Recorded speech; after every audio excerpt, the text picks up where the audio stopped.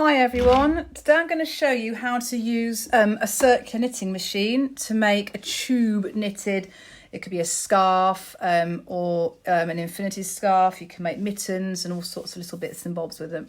This is a 22 needle machine. I do have a bigger 48 needle one that I make hats and bigger, thicker winter scarves with. But this one just has 22 needles on the carriage. And it just literally goes round with the handle. You crank it, it's called cranking. And now this one is by a brand called Knitting Circle that I got off Amazon. And I'm going to show you how to cast on your yarn, how to knit the rows, and then how to cast off again when you've finished your piece for as long as you want it to be. Now, different machines like different yarns. This machine struggles with thicker yarn. My other machine's absolutely fine with like an Aran weight. So I'm going to try a thinner yarn. It's a bamboo mix, this one. So we'll see how this one takes. And I'm going to show you how to cast on a knitting machine first. Okay. So this machine, as I said, it's got 22 needles. 21 are green and 1 is white. And it's always the one that's the odd one out that you start with. So you literally put your working yarn around the tooth of that first needle and turn your handle. And then what you need to do is you miss out the next needle and then put your yarn under the next one, miss out the next one again, and then under the tooth of the next one. And you do that all the way around your machine, your needles. So I'm just going to do that and take a little bit more yarn out of my ball here. Hopefully it will let me. There we go. Right. And then again, so I went under the tooth there. So I'm going to go behind, in front, behind, in front, behind, in front, behind, front, behind, front, behind, in front, and then behind. And then you can see that the white needle is the next one along. So what we need to do then is, just going to get a bit more yarn. Put your yarn through the yarn, it's a tensioner, I suppose you want to call it.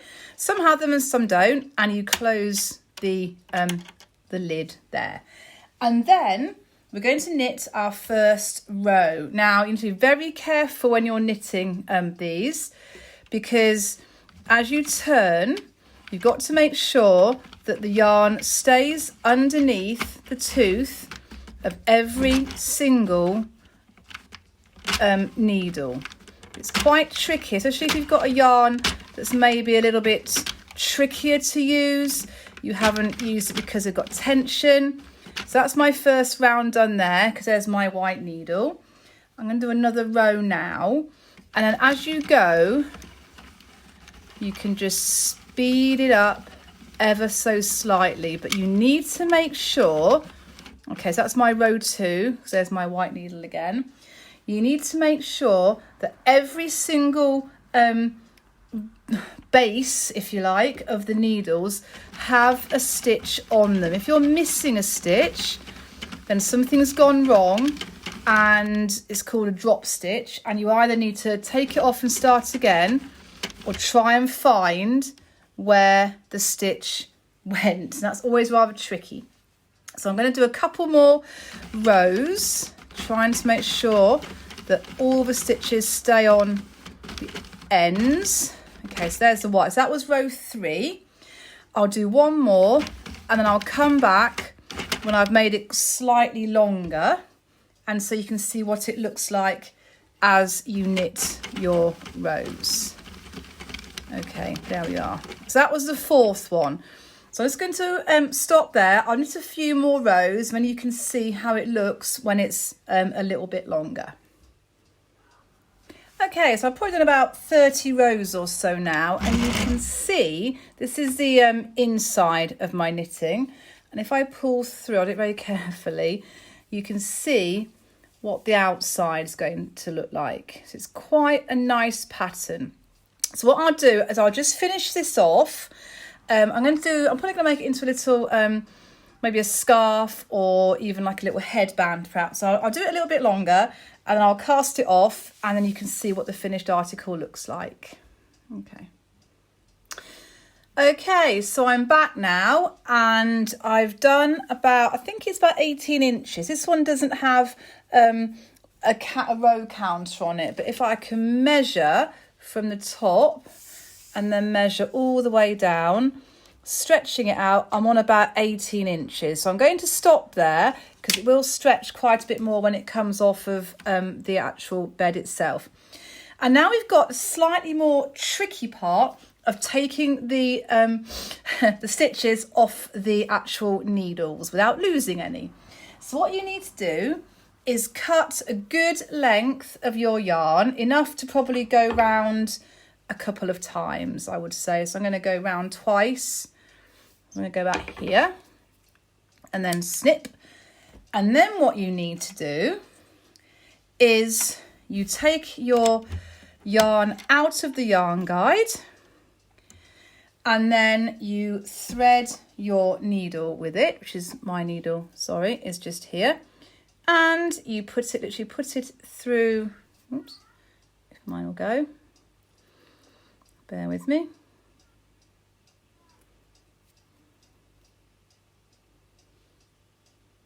There we go, it's through. And then what you're going to do, I don't know if I can show you this any better, but you're literally going to take your needle and put it through each of the stitches that are on your carriage here. So this is the first stitch, the white one for mine there. So I'm going to just going to crank it a little bit, and then very carefully you need to pick up each stitch. So I'm just going to literally put my needle through, make sure that the stitch is on it, and then pull through very carefully. It does get easier the more you do it. And you do that for every single stitch. Okay, so I'm going to take it around again. And here is my next stitch. This one, I've just done that one. And now it's this one here. So I'm going to go through again, making sure it's definitely on my needle. And then pull my yarn gently through. Okay, so I'm going to carry on doing this all the way round until I've come to the very end, and then I'll pop back and show you what you do to finish it off, because you just need to make sure that it's all nice and secure. Okay, so that's needle or stitch number 3. I think I should have got a smaller needle, but I'll go with it. There we go. So I'm just going to carry on, do that all the way around until I get back to my last stitch. Okay, so I've just got 2 more stitches now to take off the bed. So I'll just do those now. So there's this one. And then I've got one more here. And I'm just going to pull through and then we'll have a look at the actual knitting. Put that away. Okay, so what you're now left with is a bit like a sausage, like that. So that's my knitting either side. There it is. Stretch it out and you can see how nicely it actually knits. And all we need to do now is just get our ends closed off. So you literally, I'll just do the end that I started with here. You literally pull on each end. It's just a bit closer. You pull it so it goes into a very nice little shape like that. Each yarn is going to be different, and then you just need to finish it off.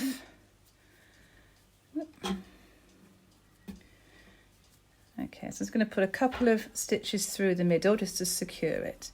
So there, it's going to go through the knitting once,